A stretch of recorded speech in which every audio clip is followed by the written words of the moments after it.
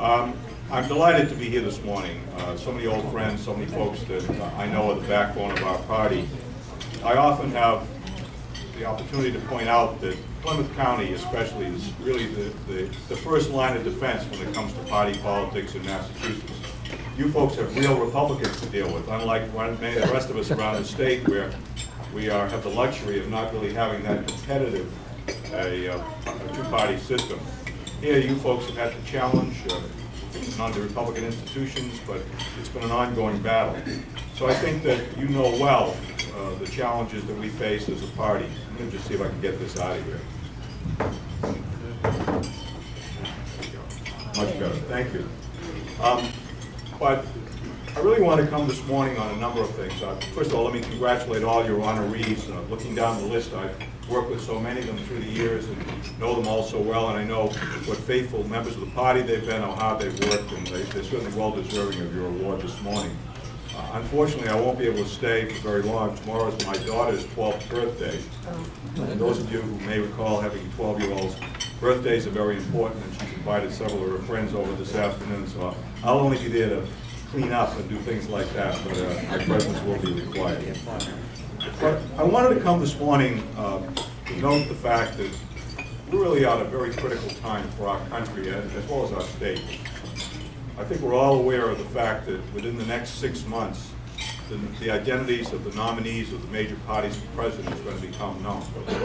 You heard referenced in my introduction my involvement with the presidential primary selection laws.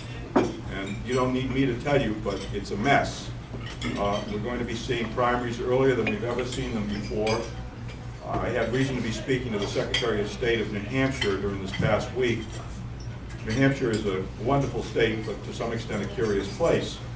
And in New Hampshire, they so jealously guard their right to have the first in the nation primary that they don't tell anybody the date. It's true. They have changed their laws in New Hampshire through the years that allows the Secretary of State to set the date unilaterally on any date he might select. And since he's preoccupied with other states getting ahead of them, he has refused to announce when it is. But chances are it's going to be very, very early in January. And we're going to see a number of other states that are going to be voting very early over the next several months as well.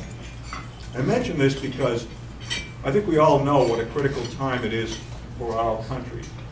I think all of us, particularly as Democrats, have seen the damage that the last 7 years have done. I'm not going to stand here this morning, as much as it'd be tempting to do so, and just rail against all the unfortunate occurrences of the Bush administration. I don't have to. Everyone knows it. Every citizen of this country, is reflected in the polling, recognizes the wrongness of our presence in Iraq, our continuing presence there. They recognize the difficulty of folks at home with the price of oil. They see our position in the world affected because of the mistakes of this administration. They see the value of the dollar decline. All of these things are well known to all of us. I, though, think it's important for us to note that despite the foibles of the Republicans, despite the injustices that they have presented in their administration, they are politically dangerous. A year from now, we will be in the midst of the presidential campaign. And if we needed a civics lesson about the importance of the presidency and the importance of having a Democrat in the White House, we've gotten it over the last several years. And we've even gotten it even more acutely since the 2006 election, where we have taken over the Congress, but we still have issues that we are not able to achieve. So I think we all recognize that a year from now, we're going to be probably in one of the most important battles for the heart, soul, and future of this country that we've ever been in. And it would be tempting, I think, given the mistakes of the Bush administration and given the public reaction to it, to believe that we're just going to win because people are sick of them. And I think we saw just this past couple of weeks an example of, while they don't have skill in governing, they have great skill in politics.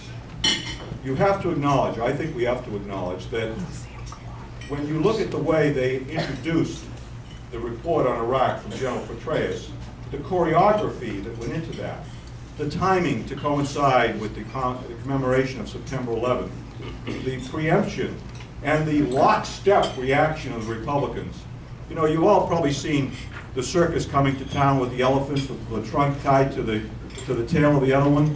I had to recall that sight when I was thinking of the senators in the United States Senate, lockstep, standing with this failed policy, like a pack of elephants, one tied to another. But they're doing it. And they're preempting our ability to affect policy. So the importance of the presidency is clear, but the skill of the Republicans is also clear. For instance, you know that the Republican convention next year is going to be the latest it's ever been. It's literally going to be in the first week of September. And the reason for that, apart from everything else, is the political advantage they intend to get out of launching their candidacy or their campaign with the convention being at that time. So I think we'd be making a very big mistake to underestimate them. But I also think we have to look at ourselves.